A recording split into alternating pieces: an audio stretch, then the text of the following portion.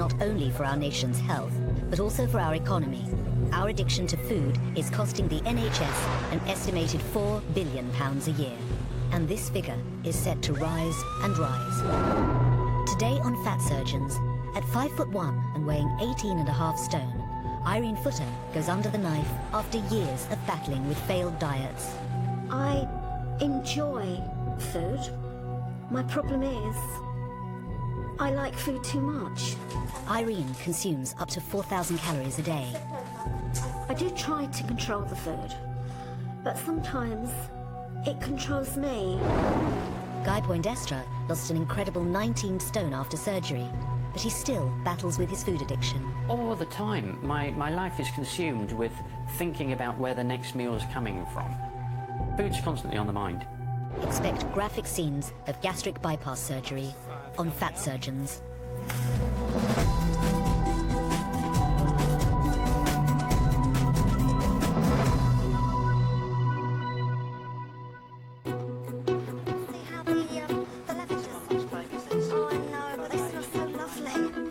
Year-old Irene Footer has been waging a 30-year battle to lose weight. She lives in Surrey with her husband George. They love their garden, but at 18.5 stone, Irene finds it difficult to look after it. Already she's having problems with her knees, and her weight makes it harder still. In my mind, I'm still 21. It's only when I actually look in the mirror that I think, oh my goodness. Or even worse is when you're out shopping and you catch a glimpse of yourself in the plate glass mirror as you're walking by. And your first reaction is, who's that? And then you think, oh my God, that's me. So it's not a nice feeling, no. Now Irene has decided the only way to shed the pounds is to have obesity surgery. The part that really needs to get organised is, truthfully, from just under my chin to just above my knees. Yeah. And I dread to think what my bottom looks like, because I'm sure it looks big. But I can't see it, so I don't worry about that one. At the moment, my weight is the heaviest I have ever been, because my weight at the moment is 18.5 stone. And my BMI is 47, which is not good. It's morbidly obese. It wasn't always like this. Irene and George can now look back on how Irene used to be. As a child, I was a normal-sized girl. Yeah. Yeah, you really was, wasn't you? As the years have gone by, I've got bigger and bigger. Well, that's you. How old was you there? Probably 10, 11? Yeah, probably about 10. Yeah. And then when I was 21, that was a good one. Yeah. But you're still good there, aren't you? Yeah. You know, you've not put on a lot of weight. No, considering I just had a... Well, you had two children by then. Yeah. Haven't you? No? So far, all Irene's attempts to get thinner have ended in failure. I have been trying to lose weight for about 35 years. And I've tried all sorts of different diets. Some very expensive tablets and injections that work for a month, and then the weight comes back on, and when it comes back on, it doubles. And she's made such a big effort with all the diets out there. And to be honest with you, in my book, diets just do not work. So I'm really hoping that this is going to be successful. Amelia Hollywood is a health psychologist working with obesity patients. By the time the patients join us here at the clinic, generally surgery is the best and only option for them. They have been through a long road of dieting, of going to slimming clubs, maybe trying different weight loss medications, and none of them have led to long-term maintained weight loss. So surgery is usually the best option for them when they come here. You're considered obese if you have a body mass index over 30. Because Irene is just 5'1", her BMI is 47. At her current 18.5 stone, that means her body weight is so high, it poses a severe risk to her health. Over the years, the weight has crept on. And because you're busy with your family, you're busy looking after your children, you're busy working, you don't realise that you're getting bigger, because you always think of yourself as being much younger and much healthier and much thinner. But the reality was, as her two daughters grew up and got married, Irene was getting bigger and bigger. I still felt overweight then, but I did look good, and I just think, you've dieted all these years. It's something that I've always done. I'm very conscious of what I eat, and I do try and eat really healthily. My portion size is too big. I love vegetables, I love salad. I also love meat and bread and rice. Wow. After years of struggling with diets, waiting for NHS funding just wasn't an option for Irene. She's decided to go privately. It will cost her nearly £12,000, but she has the full support of her husband George. If you can buy quality of life, and you're lucky enough to have the money, money didn't really come into it with us. Not that we're not rich people or anything like that, but I just felt that, if we could make a better quality of life for Irene, it would be money well spent. So, are you pleased that I'm having this operation? Yes, I am. I think it's the way to go forward. When you look over the years of all these photographs, gradually you've put on this weight, and obviously it's not good for you. And I think this is really going to improve the quality of life for you, and that's the way to go forward. Yeah, I'll be much because healthier. otherwise you're going to put on more weight. Your knees are going to get worse than they already are. So, it can't be a bad thing, can it? So I think, this is the goal you've got to go for. Yeah. In desperation, Irene turned to bariatric surgeon Shaw Summers. Obesity in the UK is now reaching almost epidemic proportions, where a quarter of the population are overweight and a significant proportion of those being dangerously overweight, what we call morbidly obese. Britain is now the fattest nation in Europe, and the NHS is struggling to cope. In the past 2 years, weight-related hospital admissions have rocketed by over 50%, and obesity now costs our health service an estimated £4 billion a year. Food can be a powerful emotional stimulus in our lives.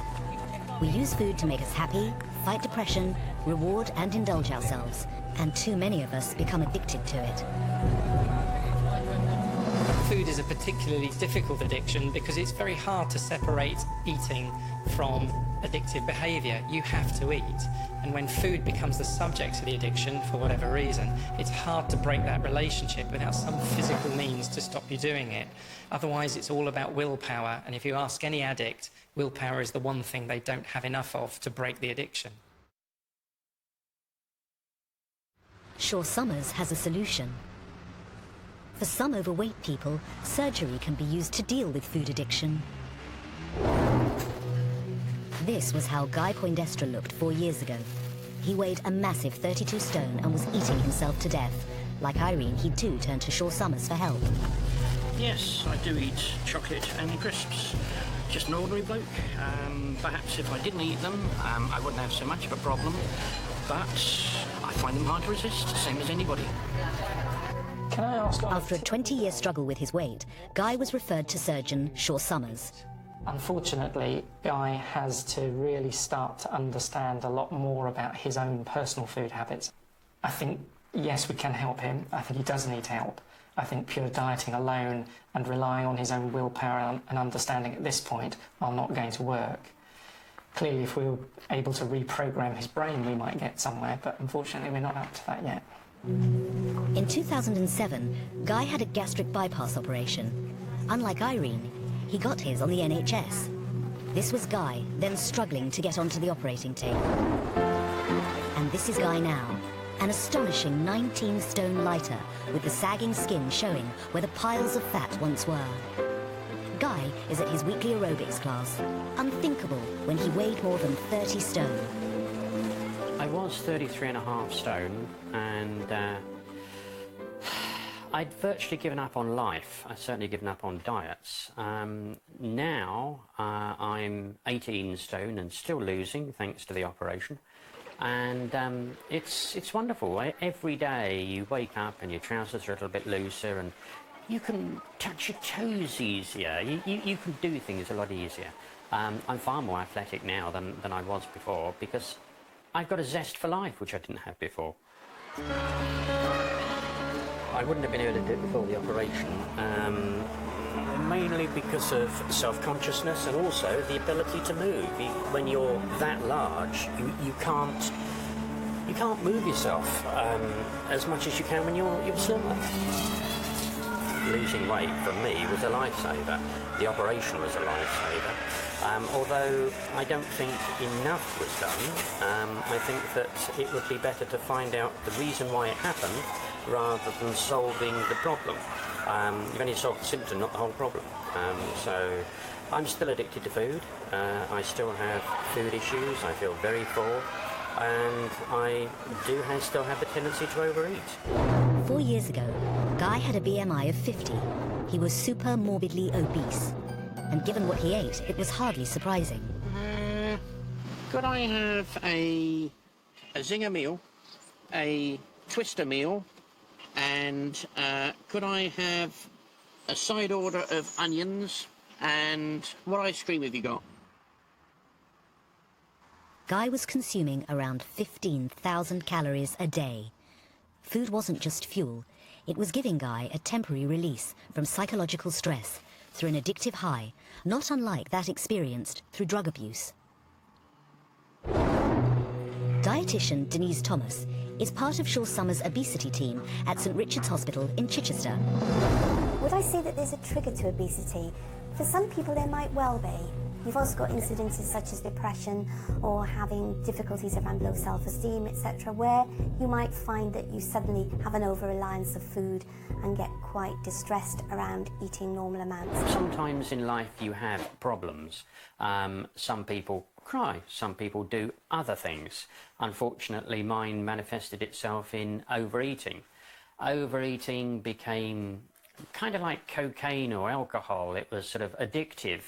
And I became addicted to food, and I just could not stop. Everyone said, oh, it's self-inflicted, and you can avoid it if you want to. You know, it's only losing weight. No, it's not that simple. You cannot do it.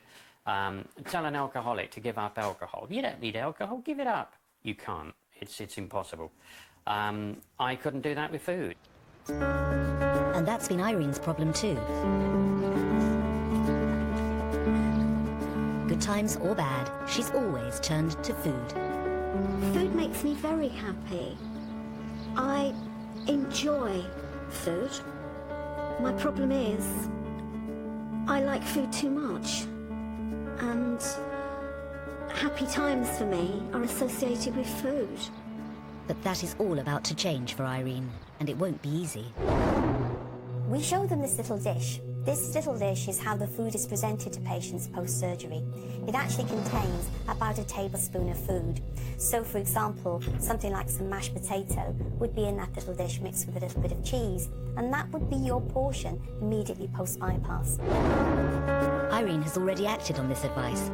With almost military precision, she's already prepared for life after her operation. I've tried to be as organised as I can because my husband doesn't cook. He can do beans on toast, cheese on toast, the easy stuff. But because I need special low-calorie, low-sugar food, I've tried to prepare a few meals for when I come out. So, would you like to have a look? Here we are. These are my little pots. And we've got stem broccoli and dotulata soup in that one. And the one at the back is minted pea, and I have dipped my little finger in and just tasted it. I haven't woofed it, and they are lovely. And this one, I made a batch of spaghetti bolognese, and I pureed it down to just liquid form, and then on top of it, I've added the mashed potato, mashed swede, and put that on top. And so those meals, and I've probably got about 28 and 4 of those. So I'm all right for a good few days until I can get back in my kitchen and try my lentil soup, which is the next on the menu. While Irene seems prepared for the radical change in her diet, Guy has already made the changes to his. He used to eat 15,000 calories a day. Now this is breakfast. It could hardly be more healthy. Now, a typical breakfast is 28 grams of all bran, or breakfast cereal of some description. Lots of apples and oranges, pears that I chop up, cans of strawberries that I drain and tip over the cereal. Then I pile lots of fat-free yogurt on top of that. And it's putting calcium in you, it's putting a lot of fresh fruit in you, and it's a good start to the day. But diet isn't the only thing that's changed in Guy's life. When he was super morbidly obese, he lived alone. Now he's found a new partner. Brian and Guy have lived together for nearly a year.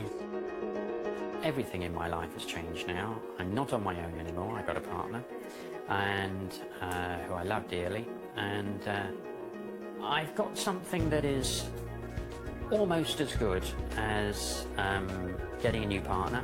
I've got a new family, and I've got stepdaughters, step-granddaughters, and all sorts of family now, which is wonderful, and they're so supportive, so supportive. Rupert loves sweet corn, but Will doesn't. Guy was a big guy, and he told me during the course of our initial meetings and things that he did have a problem, and the fact that he had an operation to reduce the size of his stomach. I determined that I would help him, that I didn't think that it would fair for him to try and sort this problem on his own. Me and Rupert battle over the sweet corn. There we are. Once Guy's had breakfast and the rabbits have been fed, he heads off to work. He's been driving buses for the last 10 years, but since his operation, it's much easier to get behind the wheel.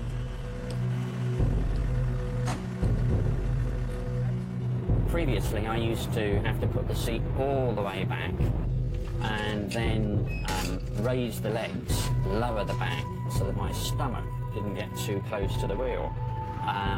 Now, I can have it forward quite a few notches, don't have to worry about dropping the backpack. So there's a great difference between how I was and now. Driving the bus, you just feel more alert. Oh, it feels fantastic. Customers cause a little bit of stress, but you do miss them, And they appreciate what you do for them. I met Guy when we both went to a course that they were running at the Bournemouth Uni.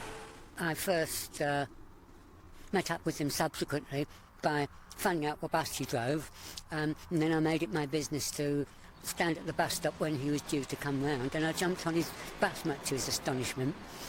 He wasn't expecting me, and bingo, there I was. And the rest is history, really. But yeah, it makes me very sad when he tells me what life was like, how he'd given up hope, and he used to live from one meal to the next. But that's not it now. In Surrey, Irene's big day has finally arrived.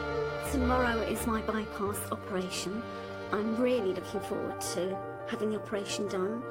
I am nervous, but I need to have this operation to make me much more healthier. Now I'm getting excited. It's almost like you're getting ready to go on a holiday because you're getting all your things ready. And no, it's exciting. Yeah, I'm not nervous or worried or anything at the moment. So I need those as well. But Irene has a confession. She splashed out on some new clothes. Would you like to see the clothes that I'm hoping to get into soon? I've got these lovely tops that I saw them and I just loved them, so I bought them. And my jeans, the first pair of jeans that I've ever bought. Obviously I haven't been able to get into them because they're too small, but my brand new smaller jeans. I'm really looking forward to wearing them. In just a few hours, Irene is going to be one of the 10,000 Britons who will undergo weight loss surgery this year. That is me done. And I'm off. Demand for obesity surgery has never been higher, which means surgeons like Shaw Summers have never been busier. When I first started out doing this surgery over 15 years ago, I thought it would be a sideline and an interesting sideline. Little did I realise it would almost take over my career, so that my other specialist gut surgery almost takes a backseat to the bariatric surgery that I have to do if we're going to treat the people that really need it. Shaw will carry out Irene's operation at the Clementine Churchill Private Hospital in London. He performs around 300 weight loss procedures each year on the NHS and privately. Because some patients like Irene are so desperate, they are prepared to pay for the surgery themselves. Oh, losing weight is going to be fantastic. My life is going to change so much. I'm going to be so much more healthier. I'm not going to be out of breath every time I go up 3 flights of stairs. Irene's operation is costing her £11,500, so it's a big investment, but one she hopes will bring long-term rewards. I am feeling excited that today's the day. Once again, I'm a bit concerned, because, I love her. So I am a little bit nervous, but I'll be pleased when it's all over with, because at the end of the day, it's really the way forward, isn't it? If you want a better quality of life, you've got to go down this road, Is that right? Yeah, yes, absolutely. I think so. Before surgery, Shaw Summers meets Irene for one last time to get her legal consent for the operation. Hello, Irene. Nice to see you. Nice to see you. Hi, I'm George. Your day has come. Yes. Since the clinic, we've sent you lots of information. Yes. We've done some more thinking. Yes. You ready for this? I am 100% ready. Okay. Yes. My job today is as safely as possible to get you through this gastric bypass operation so that we can help you shift a lot of weight and to improve your health for the longer term.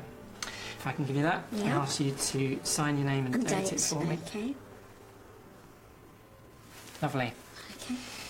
You all set? Yes. I shall see you downstairs. Lovely. Okay. Rough I'll idea of time? Thank you. be about a couple of hours. Lovely. How do you feel? Good. Excited? Excited, ready to go. Great. Yeah. I shall see you shortly. Lovely. Okay. Thank you very Thank you much. very You're much. welcome. Thank you. Bye.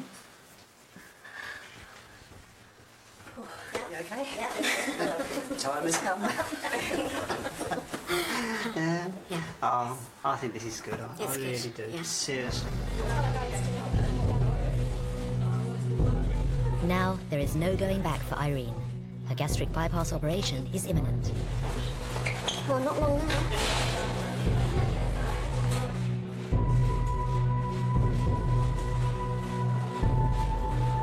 After 30 years of failed dieting, she's hoping surgery will help her lose 8 stones.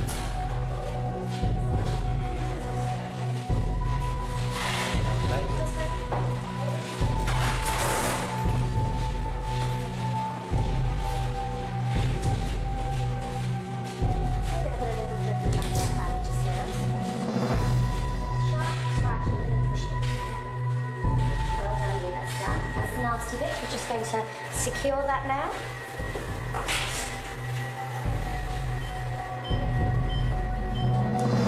While Irene takes the first step towards a new life, Guy is enjoying the dramatic changes to his. Today, he and Brian are throwing a lunch party for friends. It's a testament to how obesity surgery has transformed Guy's outlook. It's been hard, but where once his addiction to food dominated everything, now he has a more balanced and normal life.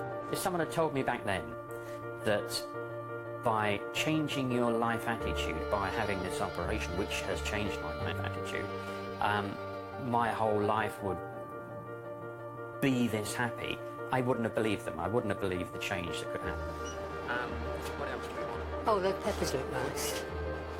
Shopping is now a completely different experience. The multi-packs of crisps have given way to healthier options. My diet was laden too heavily with crisps and fat-involved food, but most of the diet was just too much food being wheeled down in the wheelchair to the operating theatre, I went past a vent from the kitchen which wafted up lasagna, and I thought, oh, how cruel. Cooking for Guy and Brian is a complicated affair. So we're going to poach this monkfish in milk. Guy is on a strict low-fat diet, and Brian has just been diagnosed as a celiac, so must avoid gluten as it causes damage to his small intestine. But we have two criteria. A, the dieting criteria in terms of sugar and fat and carbohydrates and so on and so forth, and then the gluten content, of which there mustn't be any gluten at all for my benefit. Guy's friends only know a little of his life before he had gastric bypass surgery, but they wonder how on earth he coped. The fact that you had to wash yourself with a tablecloth, I can't imagine how humiliating it must be. It's very embarrassing when you're that big to have to go to kind of like backstreet suppliers to get your trousers and stuff. I mean, I had a 6-foot waist. A 6-foot waist. It was not a happy time. I just lost control of everything, and it started piling on. When you get past 20-odd stone and you think the health officials reckon you should be 13 stone, you need real serious surgical help. Because I remember when you go shopping as well, it just grabs anything. I like this, I like that, I like that, throughout the aisles. And next thing is 5-10 minutes later, you see the shopping trolley is overflowing. I also had a double freezer, and a separate freezer, so it was like 3 freezers that I had for just one person. You know, it's amazing. Brian has already seen changes in Guy's eating habits in the 2 years they've been together. Where he does have a choice, he's making better choices now in the type of food, but he's still in the syndrome where his eyes are bigger than his belly. You know, and he piles it up. And even I can say, look, Guy, you're never going to eat all that. Why have you got that amount on your plate?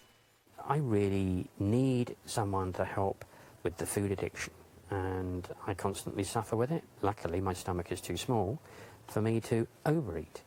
But luckily, that's the case. But I would be dead now if I didn't have that operation. I know that, because I would still continue eating. I'd lost love of me, you know, and you need that to survive. We'd both given up hope, and we both found hope. And for different reasons, and coming from different directions and things. And I think it's worked so well because we've given each other a hope and a new lease of life. Yes, and Brian's philosophy, to eat to live, isn't it? And I live to eat. So despite the weight loss, 4 years after surgery, Guy is still battling to get his relationship with food right.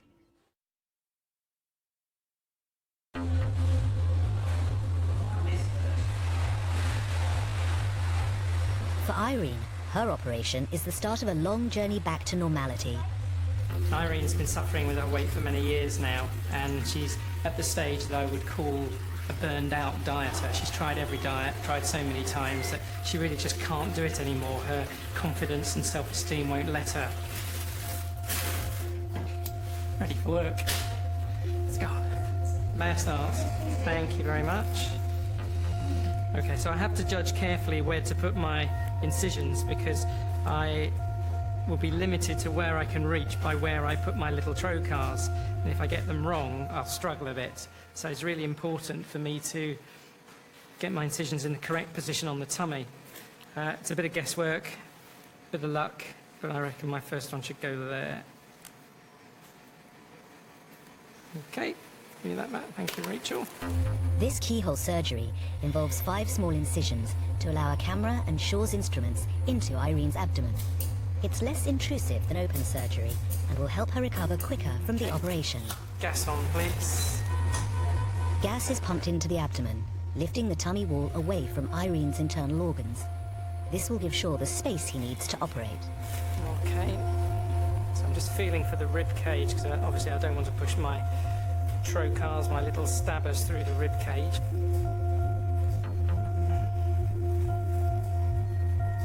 Shaw now has to find the small intestine.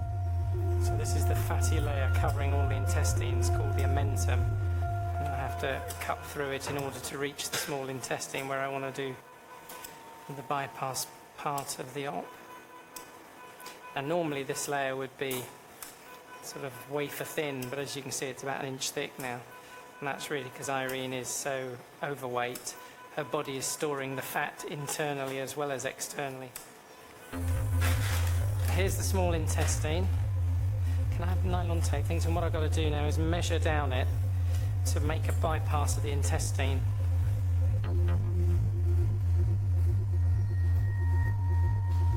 Bypassing around 1 metre of Irene's intestine will mean that fewer of the calories she eats will be absorbed in her body. Like most operations, it's a series of dance steps and you've just got to memorise them and be able to do them automatically. Shaw will cut the intestine using a special staple gun. As you can see, this gun has a rows of tiny little staples and then a blade that goes down the middle so that it will cut the intestine between the rows of staples.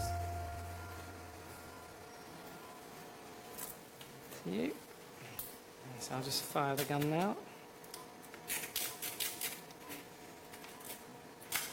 There you go. You see the intestine's been cut into 2 and stapled shut.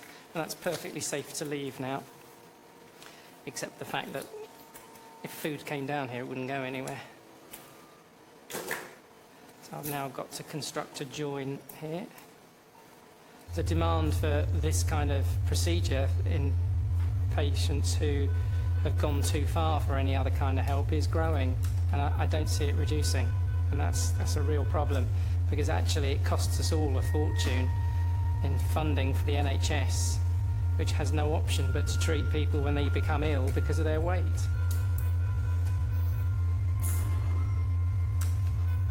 I think it's sad that patients like Irene are having to pay for their surgery themselves when, to be honest, it's really going to benefit the whole NHS, the fact that she's going to lose weight and be a lot healthier.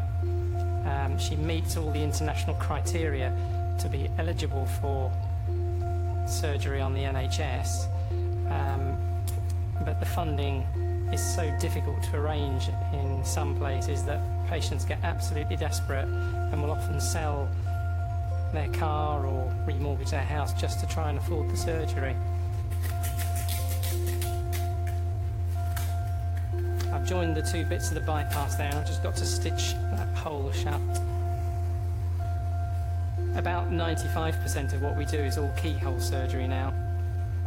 A decade ago we were doing most of these operations through a cut on the tummy, and whilst it wasn't a disaster, it was a bit uncomfortable for patients for the first few days, but we can now do this type of surgery with keyhole instruments, and most people will be at home within 2 or 3 days and back to work within a couple of weeks. So it's much more acceptable, much less traumatic. And I think it's also probably a bit safer too nowadays that we've got so much experience with it. The technology has made things easier. The instruments are better designed, the TV systems are much higher definition, so I can see every last blood vessel and I can tell much more easily exactly where my instruments are. It's a bit like trying to tie your shoelaces up in a mirror. You have to be able to feel things with your hands and see things with your eyes that don't necessarily go the same way or feel the same way. So it is, as I say, very much like trying to tie your shoelaces up in the mirror. You think it would be easy, but actually you need to learn how to do it, because what you see is not necessarily what your hands want to do. I'm a dab hand on the PS3, much to my kids' disgust. An hour later, and Shaw is halfway through Irene's operation. A little bit of bleeding there, but it should stop. Like all operations, you can't cut the body's tissues without encountering some bleeding. The thing about keyhole surgery is that a tiny bit of blood looks huge, and so it's very easy to sort of go, oh my god, it looks as if it's bleeding tons, but you'd have lost a mil of blood, which is neither here nor there, really. Next, Shaw has to create a small stomach pouch by stapling through the existing stomach. Yeah, grab it and just put a bit of tension on there for me. Okay, so what I've got to do now is take the bypass pouch that I've made here, which is about the size of an egg, and staple it to the bypass intestine here. So this is about halfway down the small intestine, so it's not normally where raw food would come in, and that upsets the hormone regulation of the digestive system so that it feels full after only a little bit of food. Okay, stapler, thank you. So the final stage of the operation is to attach the shorter small intestine to the new stomach pouch. So that's the two bits stapled together. I've now got to sew over the front bit, the hole I've made, and then we're largely done.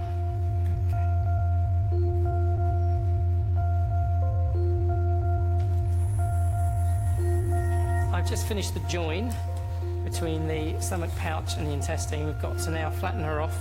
I'll fill the tummy with fluid and we'll do the jacuzzi test. Okay, flatten off please. Shaw fills Irene's stomach with water. Would you like to blow down the tube? Then air is pumped into it to check whether any of the staples or stitches are leaking. If I've left any stitch holes, we'd see bubbling, but there is none. Lovely. Okay, if you just vent the tube. Lovely. Good. Yep, out it can come. Yep, job done. There's the bypass. Okay. Irene, open your eyes. That's great. Operation's all finished. Open your eyes. That's great. 2.5 hours after her operation began, Irene is off to recovery. She has a totally new upper digestive system. Food will never be the same again for her.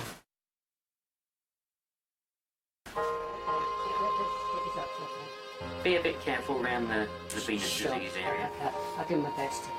4 years after surgery and 19 stone lighter, Guy still has problems resulting from his obesity.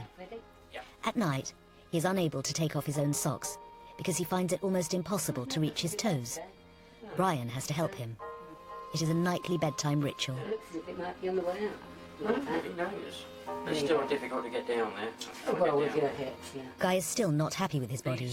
He hopes to have plastic surgery to remove the excess flesh, a reminder of the body he destroyed with food. It's this here, which is kind of like a fat suit that's now deflated, and this here, it's all just spare flesh. It's not very nice.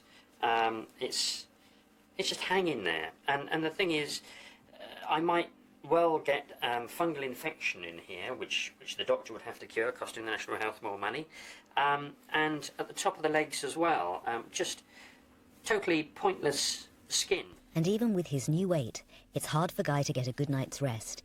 He still needs a sleep apnea machine to help his breathing while he sleeps. There you go, put your Darth Vader outfit on. One of the other problems that being overweight brings is the inability to sleep well.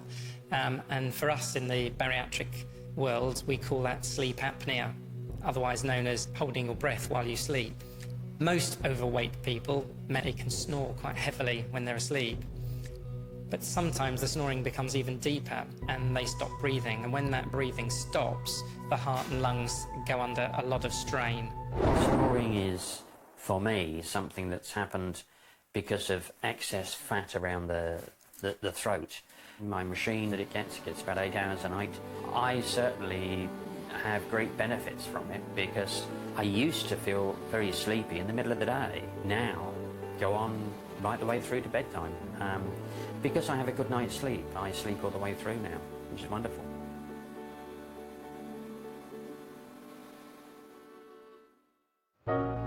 Back in Surrey, it's 3 months since Irene Footer's gastric bypass operation. She's already lost over 4 stone. Today, she's visited by her cousin, Carol. Wow, look at you! Carol had the same operation as Irene nearly 2 years ago. I had a gastric bypass operation around about 22 months ago. I got to the great weight of almost 17.5 stone. Felt pretty miserable with life. Suddenly, 6.5 stone lighter and having a new lease of life and a new career, I would never have thought was possible. Yeah. Now Carol has written a cookery book, especially for patients who have had gastric bypass surgery. been tinkering around with a few recipes. Good. And I've come up with some that I know you'll like, because I know you love bananas, don't you? I love bananas. Irene may be looking forward to eating cake again, but so far the weight has been falling off. I was 18.5 stone, but now I'm just 14.2, which is fantastic. So it's over 4 stone that I've actually lost. I've still got a lot to lose. I've still got another at least 5 stone to go. But I'm doing it. Right, I've mashed this. Husband George has already noticed dramatic changes in his wife. We're doing things now which we just couldn't do, you know, like the walking. Irene's got a better quality of life now than she's had for a very long time. Cake. It smells absolutely lovely. And then it's ready for the oven. The good news for Irene is that this banana and walnut cake contains only 99 calories a slice. Then we can forget all about it. And get the cup of tea ready. Yes. It's been a 30-year struggle with diets for Irene, but weight loss surgery has given her the new start she needed. So was it worth nearly £12,000? It has been worth every penny, because if I was waiting to have it done on the National Health, there would have been no guarantee that they would have accepted me, because it's very strict on who can and who can't have the operation. I would still be waiting. Looking forward to this. Yes, my mouth is beginning to water already. Husband George has no regrets either. Money well spent. I would say it's I think it most likely is the best investment I've ever made in my life, because you're buying back the years again. I never dreamt that I would be able to cook something like that when I'd had my surgery, because I thought it's going to be too high in fat, too high in sugar. But this is lovely. For the first time in years, Irene can look forward with optimism. It's all good news. Yeah, it's all good. It's been absolutely fantastic. Yeah, should lay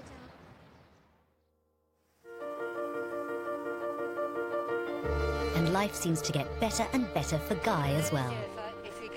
He and Brian are enjoying a day out in the Dorset countryside. We took the plunge and went out and bought bikes. So luckily where we are, there's a few cycle tracks, so we don't have to ride on the road. And yeah, we do a little bit of cycling now. Get to see the countryside, and it's good. It's good. Life's nice. Gorgeous sunset. But the weight loss journey for Guy continues. I have been turned down for the excess skin removal, but maybe this is not a bad thing, because to be honest, I'm still losing weight, so we've still got a bit of a way to go. Good healthy stuff. Yes, I'm convinced there's going to be a wedding, so I'm just waiting for the right opportunity to pop the question. Yes, this is love, yes. So he's a lovely person and I love him to death. Finding a partner puts a purpose in life. I think I'm in love, yeah. Yeah, I suppose I am. I've got a future, and that's great news.